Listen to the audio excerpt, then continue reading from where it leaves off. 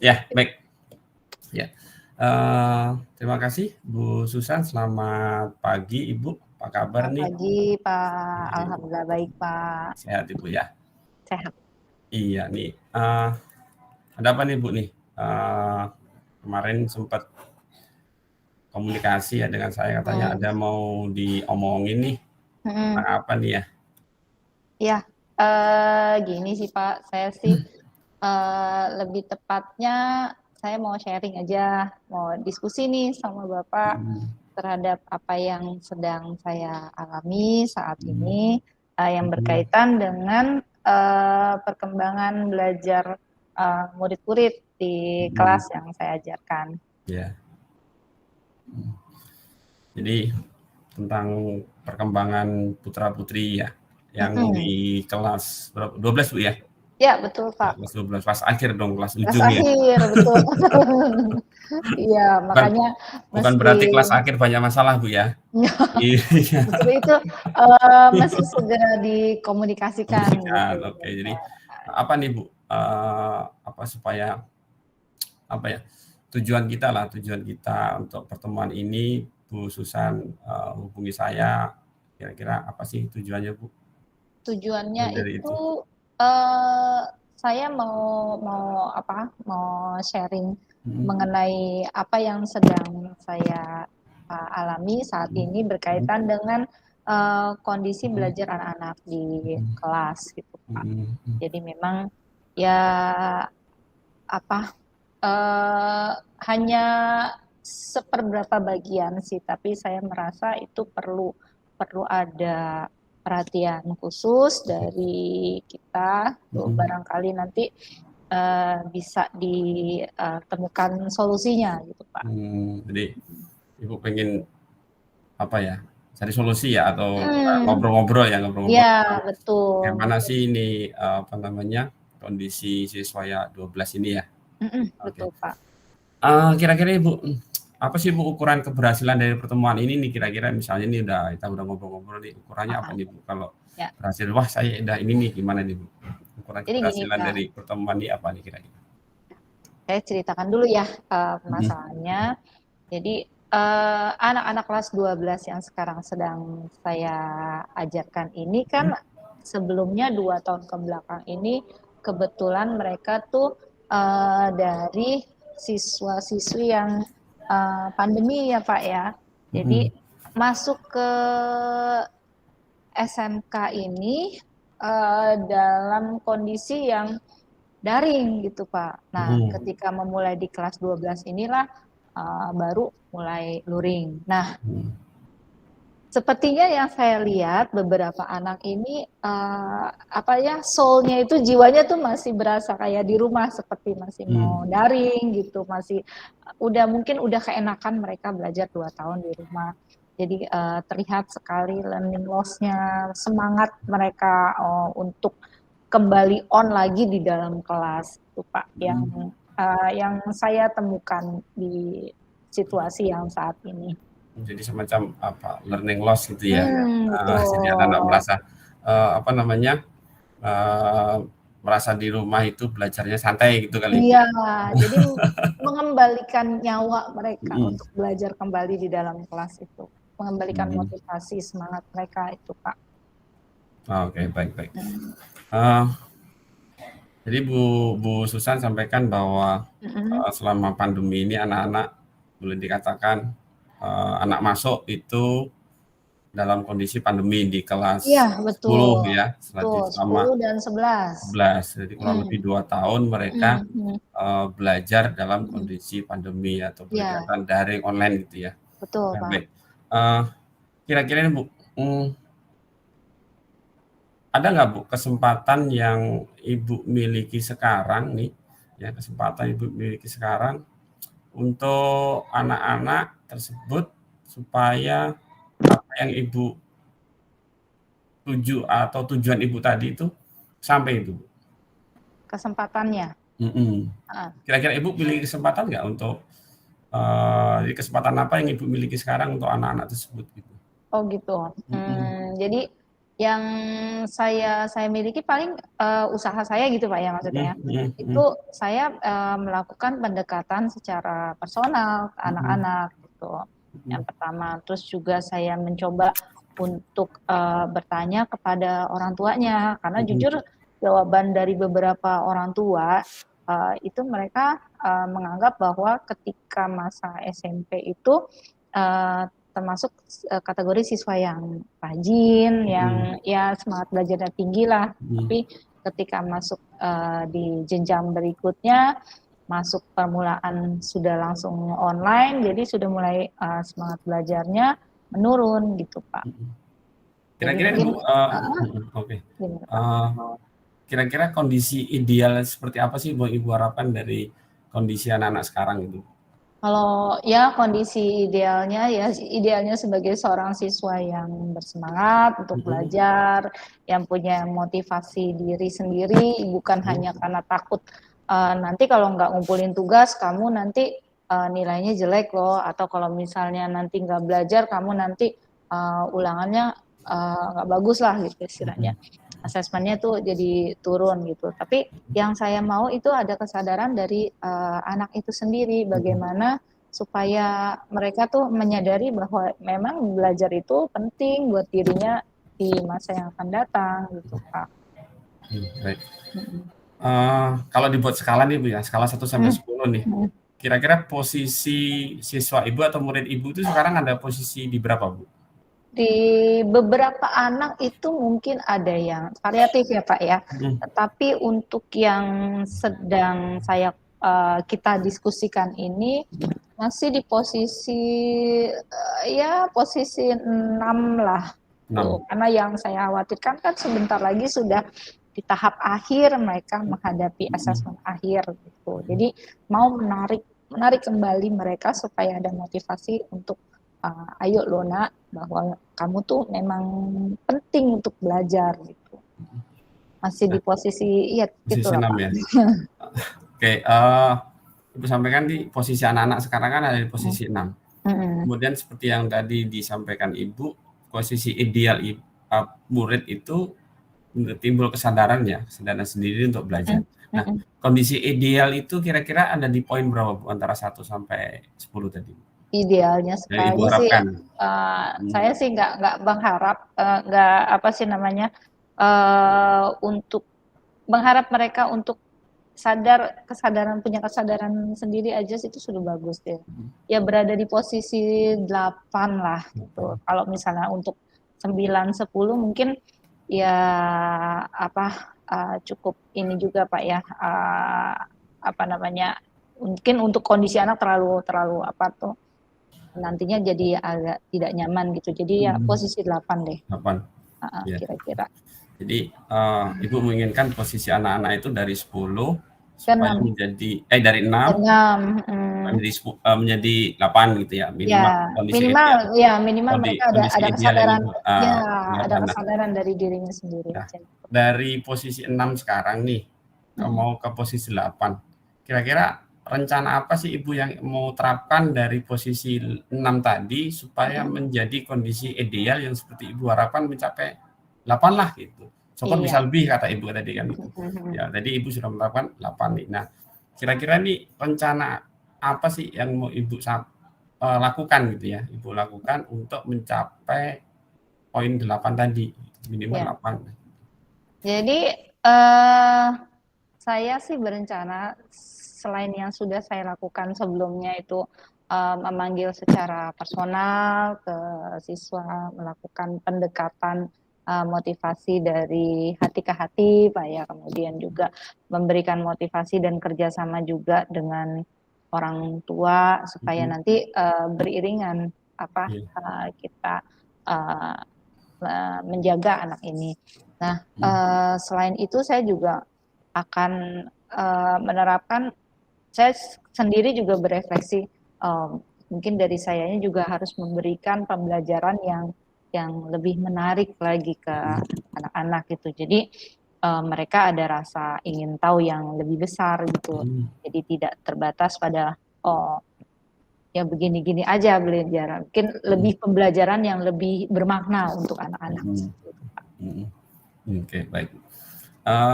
Tadi kan Ibu menyampaikan untuk rencana ke depan kan satu melakukan pendekatan baik personal ke murid maupun ke orang tua. Kemudian Ibu ingin melakukan proses pembelajaran yang berbeda, lebih menarik gitu ya. Lebih bermakna. Lebih bermakna. Nah, dari dua itu prioritas mana yang Ibu mau tuju ya, supaya segera nih posisi ideal 8 ini tercapai gitu. Dari dua itu kira-kira prioritas mana Bu yang Ibu mau ambil? Saya kalau yang pertama pendekatan pribadi dan ke orang tua kan sudah saya lakukan. Tetapi yang dalam waktu dekat ini mungkin saya harus melakukan variasi pembelajaran yang lebih bermakna, Pak. Itu yang kira-kira harus segera saya lakukan. Karena kan kenapa bermaknanya itu dalam kehidupan mereka sehari-hari. Ini kan di jenjang SMK. Nah, jenjang SMK ini setelah saya tanya, komunikasikan dengan anak tersebut, kamu habis ini mau kemana, nak? Mau lanjut kerja atau mau melanjutkan sekolah atau mau kerja? Anak ini bilang saya mau kerja, Bu, mau bantu orang tua. Jadi kebetulan saya mengajar pelajaran bahasa Inggris, jadi sedikit demi sedikit itu saya memberikan pembelajaran yang lebih ke arah ke pekerjaan.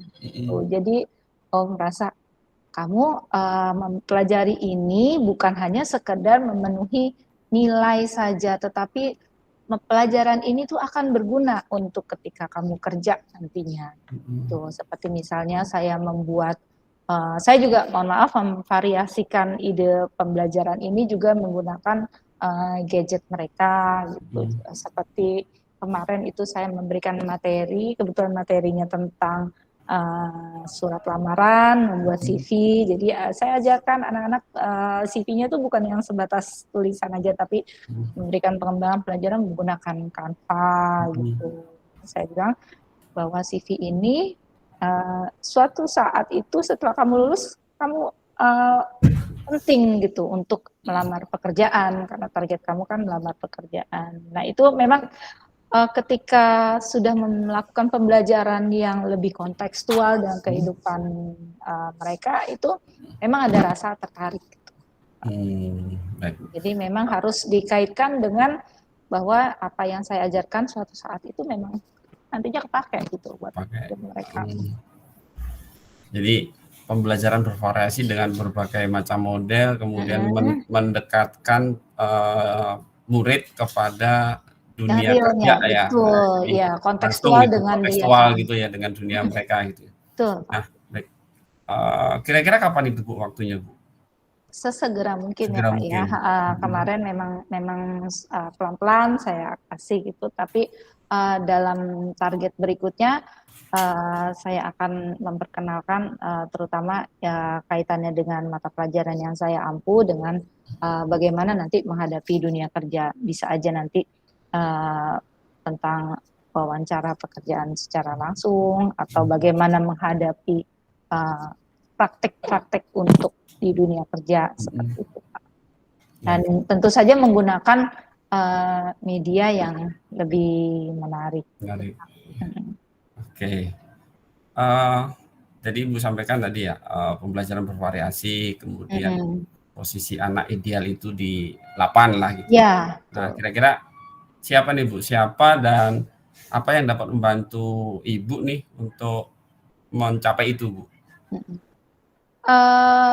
Saya nggak bisa bekerja sendiri kalau anak itu tidak mau membuka hatinya, gitu ya, membuka hati dan pikirannya. Jadi yang akan saya libatkan pertama kali tentu anak-anak tersebut, gitu Pak.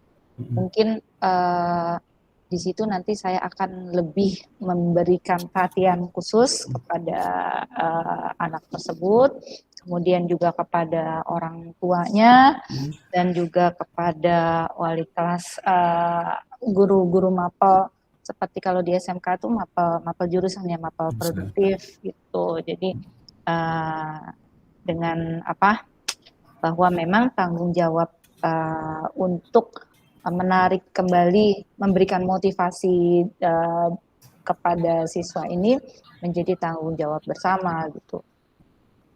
Seperti itu Pak. Jadi Baik Ibu. Membuat anak merasa nyaman. Aman. Karena biar bagaimana kan pembelajaran itu harus berpusat kepada murid ya Pak ya. Jadi kita harus memberikan pelatihan pada murid. Betul. Wah, sip Bu. Mantap sekali Bu. Mudah-mudahan ini ya Pak saya tunggu ya. Saya tunggu nih. Ya. Oke, nanti saya tunggu nih. Mudah-mudahan apa nih yang Ibu rencanakan nih, Ibu cita-citakan nih. Sampai nih Bu, nih kita sudah sampai pada akhir nih Bu nih. Pada akhir diskusi kita nih. Jadi keren banget tuh Bu. Rencana yang Ibu sampaikan itu. Ya, saya sih berharap semoga anak tersebut gitu dengan disentuh hatinya, kemudian bukan hanya disentuh hatinya juga, kitanya juga berefleksi, mungkin memberikan pembelajaran yang lebih bermanfaat, lebih bermakna, itu bisa mengubah motivasi internal dari dalam dirinya. Iya. Baik Bu, kita sudah sampai pada sesi akhir nih dari pembicaraan tadi, diskusi kita.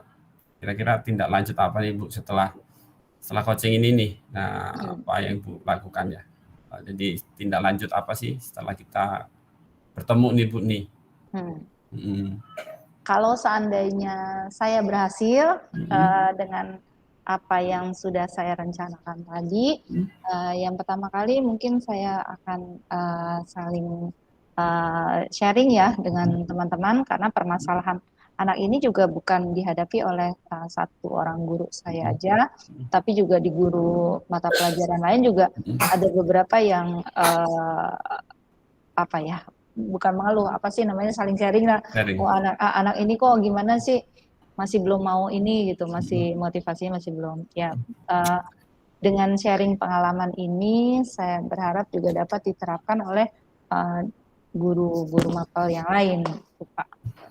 Oke, Bu. Seperti itu. Dan saya pasti akan laporkan semua perkembangannya ke Bapak. Siap, Ibu. Terima kasih. Keren banget. Idenya keren banget, Bu. Nah, perasaan Ibu sekarang gimana, Bu? Ya, lebih lega sih, Pak, ya. Ya, dengan saya menyampaikan unek-unek gini ke Bapak, kita sudah berbagi berbagi ide gitu ya. Kira-kira bagaimana yang cocok untuk menangani masalah yang sedang dihadapi. Oke. Baik Ibu, terima kasih nih. Sama-sama. Kita sudah sharing ngobrol-ngobrol santai nih. Iya. Sudah berbagi, ternyata ada sesuatu yang bisa diambil ya dari Ibu ya. Nanti saya tunggu Bu, aksinya minggu depan. Mudah-mudahan bisa terlaksana. Baik Ibu, terima kasih Ibu. Terima kasih Pak. Sukses selalu ya. Salam sehat, sukses. Ya, siap. Oke, terima kasih Pak. Terima kasih. Ya, Pak Yulian. Sekarang waktu 19.29. Nggak berasa Bu? 20 menit. Berasa. 20 menit. Berarti nanti 20 sampai menit. 20 menit itu 19.19. Iya Pak. Iya. Berarti sampai jam 19.50 boleh ya. 19.50 ya. Iya. 19.50. Ya, baik Pak, kita mulai saja. Itu tadi saya kelebihan enggak? Kelebihan 5 menit ya? 5 menit, nggak masalah. Nggak masalah. Oke lah. Iya. Ya. Oke, baik Pak Julius, kita bertukar peran ya. Siap. Ya, baik. Baik, selamat pagi Pak Julius, apa kabarnya nih? Baik Bu, puji syukur baik, sehat selalu. Semangat. Iya, selalu bersemangat ya. Saya selalu senang dengan selalu semangat Pak Julius ngadepin anak-anak. Tapi kok tadi dari suaranya kayaknya ada yang mau kayak ada yang mau disampaikan gitu. Mungkin ada unek-unek dari Bapak. Kita ngobrol santai Pak. Gimana Pak? Sudah lama nih pengen ngobrol sama Bu Susan, kebetulan ya memang karena banyak tugas ya Bu, jadi nyari waktunya agak susah nih. Nah baru sekarang nih ketemu Bu Susan, jadi ada rasa perasaan nggak puas lah gitu ya. Oh gitu. Nggak puas lah terhadap anak ini sudah belajar hampir 5 tahun ya. 5 tahun sekarang tinggal Kelas 6 ya?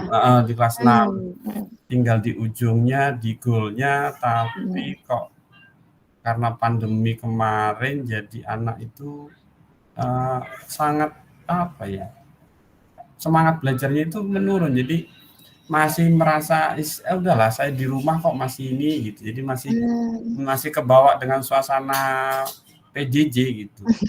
Dan saya kan pengen nih anak, ayo gimana sih gitu. Jadi itu sih Bu, kita pengen saya obrolin dengan Ibu.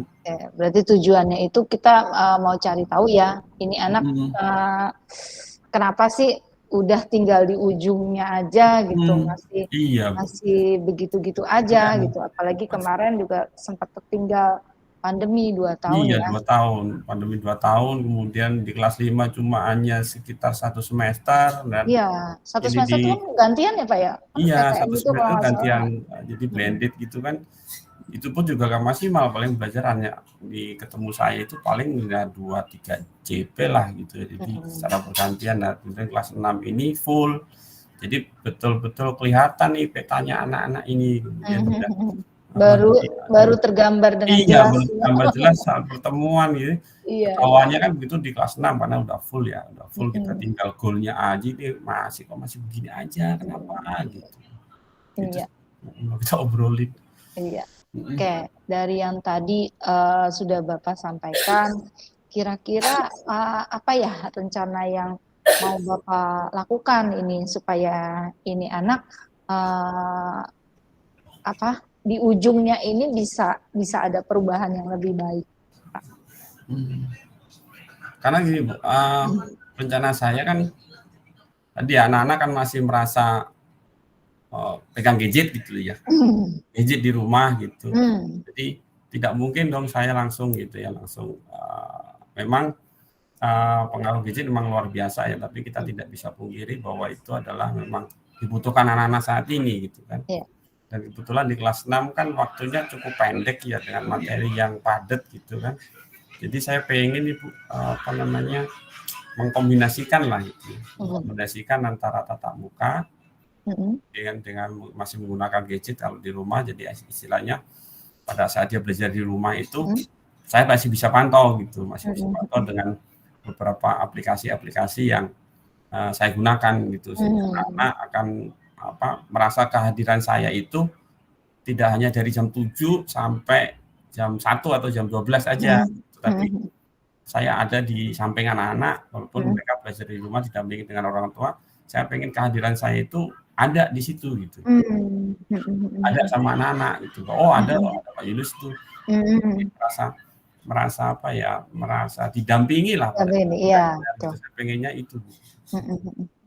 Jadi pengennya tuh Bapak tuh merasa supaya anak-anak tuh merasa Pak Julius nih ikut dampingin gitu ya, ikut memberi ada perhatian lah gitu. Iya. Nah, boleh tahu nggak Pak, dari satu kelas ini ada berapa anak sih kira-kira yang kayak gitu? Kan satu kelas ada 28. Maaf, 28. Oke, 28 itu berapa anak ya, Pak, yang seperti itu? Hampir 75%, Bu. Oh ya? Iya. Masih hampir 75% itu seperti itu. Jadi kehadiran di kelas itu masih ada yang setengah, ada yang persen gitu, masih santai lah gitu. Kita kan tidak bisa langsung push ya. Bisa langsung itu. Di samping itu di sisi lain kan ini target udah di depan mata nih loh, kamu mau lulusan gitu kan. Jadi itulah gitu. Jadi kurang lebih 75% lah. 75%. Nah, kalau kita kasih scoring rentang nilai ya Pak ya, antara 0 sampai 10 gitu Pak. Dari yang 75% itu untuk mencapai kondisi idealnya itu kira-kira ada di angka berapa Pak? Ada di angka berapa? Saya pengen sih anak-anak tuh paling tidak ideal di angka 7-8 lah ya. 7 sampai 8. 7 sampai 8 lah. Tapi Ya. Kalau untuk 5% di 8 ini itu masuk ke kategori ya. Di 7% lah paling tidak. Kalau 8% saya rasa masih cukup berat ya, karena kan waktu ya, sisa 7 Iya, lah, 7% lah. 7% 7%. sudah bagus Itu itu. sudah ideal. Enggak, dia 7% aja udah jadi skor Iya. 7% lah. Nah, yang sekarang kondisinya berapa persen, Pak? Sekarang berapa? kondisi itu sekitar 45 lah. Oh, masih berarti 45 per masih 4 di skala 45 lah gitu. 4 atau 5 lah gitu. Kalau ya, di rata-rata mungkin di 5 lah sebagian besar ya. 5 ya. 5. Nah, 5%, skor 5 untuk mencapai ke minimal 7. 7 ya. Ya, nah Bapak kira-kira ada ide nggak atau ada apa ya yang ada di pikiran Bapak gimana nih supaya bisa naikin dari posisi 5 ke 7 nih? Karena kalau dilihat kan tadi 75% ya Pak ya. Iya. Ada nggak apa yang mau Bapak lakukan? Seperti yang saya sampaikan tadi Bu, jadi kehadiran saya di dalam sehari-hari itu masih ada ya, jadi daring itu saya berikan semacam classroom gitu ya, classroom, kemudian nanti pada saat tatap muka saya coba untuk membahas gitu ya, kemudian di dalam kelas itu saya kelompokkan anak-anak yang 75% itu saya berikan beberapa kelompok dengan beberapa kriteria gitu, dan saya memberikan pendampingan kepada anak-anak. Kemudian anak-anak yang 25% tadi yang saya anggap itu sudah di atas skor ideal itu saya membantu untuk kepada teman-temannya, memberikan pemahaman kepada teman-temannya di semacam tutor sebaya lah gitu. Oh, tutor sebaya. Jadi saya gunakan yang 25% itu untuk anak-anak membantu teman-temannya itu supaya menjadi dapat skor ideal 7 tadi. Iya. Kemudian samping itu juga memberikan model-model pembelajaran yang mengasihkan ya, dengan bermain itu. Iya. Banyak bermain. Anak-anak SD itu iya. SD senang bermain ya Pak ya. Iya betul. Iya. Terus saya mau tahu nih Pak, kenapa Bapak memilih tutor sebaya ya ke teman-temannya itu? Apa alasannya mungkin apa nih Pak? Karena mungkin kalau dengan teman-temannya kan lebih dekat ya, jadi ikatan emosionalnya kan lebih rapat gitu. Kalau anak-anak lebih ngeklik lah Bu, ngeklik lebih dapat nih. Saya dengan ini lebih dapat gitu. Kalau mungkin dengan gurunya masih ada rasa sungkan, rasa takut untuk bertanya. Tapi kalau dengan teman-temannya itu dia kan lebih dapat gitu. Lebih mudah lah gitu. Terus juga apa tuh Pak? Selain lebih ngeklik, lebih ini kali Pak ya. Jadi ada ngerasa lebih enak lah sama teman-teman gitu. Iya. Tidak ada rasa canggung lah gitu. Itu sih yang utama Pak ya. Iya. Terus kita juga bisa mungkin bisa ngorek juga dari temennya ini. Iya, biasanya anak akan lebih terbuka ya dengan temennya. Curhat gitu. Mungkin ya sama temennya. Iya, betul. Iya, anak sekarang sudah mulai ini Pak lebih merasa nyaman gitu sama teman-temannya. Iya. Baik Pak. Terus kira-kira nih tadi saya ada dengar ya Pak ya, tutor sebaya, ada yang Bapak nanti akan membuat media pembelajarannya menarik atau nanti juga metode belajar juga yang lebih menyenangkan. Dari ketiga ini, yang mana sih Pak yang akan lebih urgent dilakukan dalam waktu dekat ini? Lebih urgent saya karena mengejar materi ya Bu ya. Mengejar materi itu saya lebih dekat dengan tutor sebaya tadi. Jadi dengan harapan tadi ada ikatan emosional, kemudian ada rasa nyaman kepada teman-temannya, tidak ada rasa canggung gitu. Jadi prioritas saya di situ dulu Bu. Nanti kalau sudah di situ baru udah mencapai nih, udah sampai dapat skor 7 nih misalnya. Mendekati lah ya. Mendekati 7 lah, oke lah. Berarti baru kita ke hal yang lain. Jadi prioritas saya sementara ada di tutor sebaya. Oke, baik Pak. Berarti dalam waktu dekat ya Pak ya. Mungkin Iya. Dengan cara Buat apa ya, membentuk mungkin 2-3 hari. 2-3 hari ini, Oke. 2-3 hari ini saya nanti akan coba. Boleh tahu nggak Pak dengan cara apa? Apakah membentuk kelompok belajar atau membentuk silakan anak yang nantinya menentukan untuk siapa yang lebih dekat dengan teman-temannya. Saya berikan kebebasan untuk anak-anak ya, Iya. untuk memilih ya, memilih Kenyamanan karena anak ya yang utama kenyamanan ya Pak anak. ya. Jadi Betul. kedekatan itu akan apa namanya, akan lebih dapat ya, sehingga anak mudah. Jadi saya berikan kebebasan. Kemudian kan mereka juga bisa memilih kira-kira rumahnya dekat siapa nih gitu kan. Jadi kalau saya berikan tugas kan bisa saling untuk kerja kelompok di rumah gitu. Kalau di sekolah mungkin kan nggak ada masalah ya untuk jarak, tapi kalau di rumah kan kita jadi problem ya. Jadi dengan cara memilih itu anak-anak akan lebih mudah lah untuk dapat teman-teman yang berada di sekitar gitu, sehingga belajarnya kan maksimal, di sekolah dapat, di rumah pun juga akan dapat. Ya, bagus Pak idenya. Jadi ada juga ini ya Pak ya, memperhatikan juga kenyamanan anak, terus juga nantinya juga bisa lebih lebih berhasil ke depannya gitu Pak. Iya, jadi emosionalnya dapat. Iya betul, itu yang utama. Nah, kalaupun misalnya nanti sudah mulai dijalankan ide Bapak ini, kira-kira siapa yang akan Bapak libatkan? Saya akan melibatkan rekan sejawat Ibu ya. Kebetulan kan di saya ada 4 rombel ya. Saya di kelas Jadi A, yang paralel ya Pak ya? paralel di kelas saya di kelas A, kemudian ada B, ada C, ada D gitu. Nanti saya akan coba untuk sharing ya, ngobrol bareng gitulah. Mungkin barangkali di kelas saya ada beberapa anak yang rumahnya jauh, nah kebetulan deket nih dengan kelas B atau dengan kelas C, nah mereka bisa Jadi boleh ya, boleh antar kelas ya Pak ya? Oh iya, bisa baik. memetakan ke sana gitu. Itu sih Bu. Jadi rekan sejawat lah yang Iya.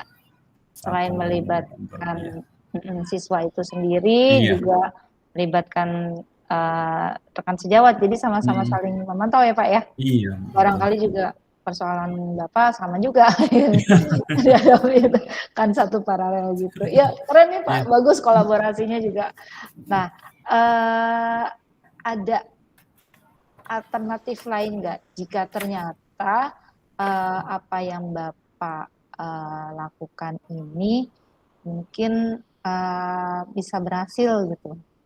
Bukan alternatif lain, maksudnya apa yang nantinya kira-kira kalau yang tadinya Bapak akan terapkan ini itu ternyata bisa gitu untuk menaikkan skor anak-anak. Yang Bapak lakukan selanjutnya gitu Pak. Mungkin kalau ini nanti berhasil Bu, saya akan mencoba untuk sharing ke para teman-teman gitu, dengan mungkin teman-teman itu punya problem atau masalah yang sama gitu. Jadi jangan sampai begini, jadi kita menjadi satu-satunya sumber belajar gitu lah ya. Kalau dengan anak-anak itu kan anak bisa juga menjadi sumber belajar bagi teman-temannya sendiri gitu kan. Mungkin tentunya ya tidak lepas dari kita sebagai pemahaman yang tentunya akan memberikan penguatan kepada mereka gitu. Saya akan mencoba untuk kepada teman-teman yang lain ke depannya, mudah-mudahan bisa dilaksanakan lah. Jadi bukan hanya di kelas 6 saja ya, jadi bisa diperbaiki di kelas 5, 4, 3, 2, bahkan kelas 1. Oke, ya.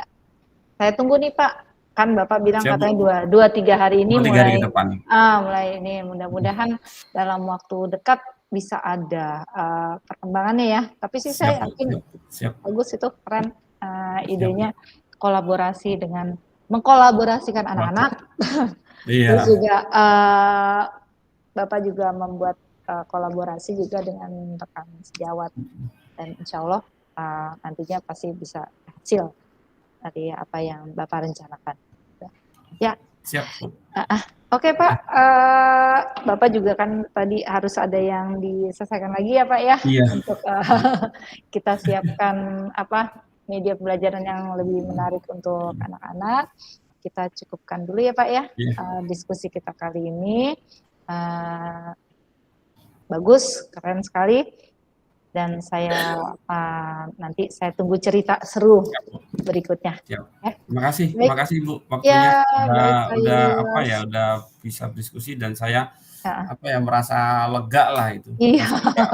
Apa yang awalnya pusing nih mau ngapain gitu, mau diapain ini anak udah di ujung kok masih begini. Nah, ternyata memang terkadang harus ini Pak, kalau kita ngobrol-ngobrol nemu juga gitu. Iya, kalau ada apa undang-undang tuh memang harus ada yang disampaikan gitu Iya, Pak. betul. Iya. Makasih Bu waktunya. Sama-sama Terima Pak. kasih. Iya.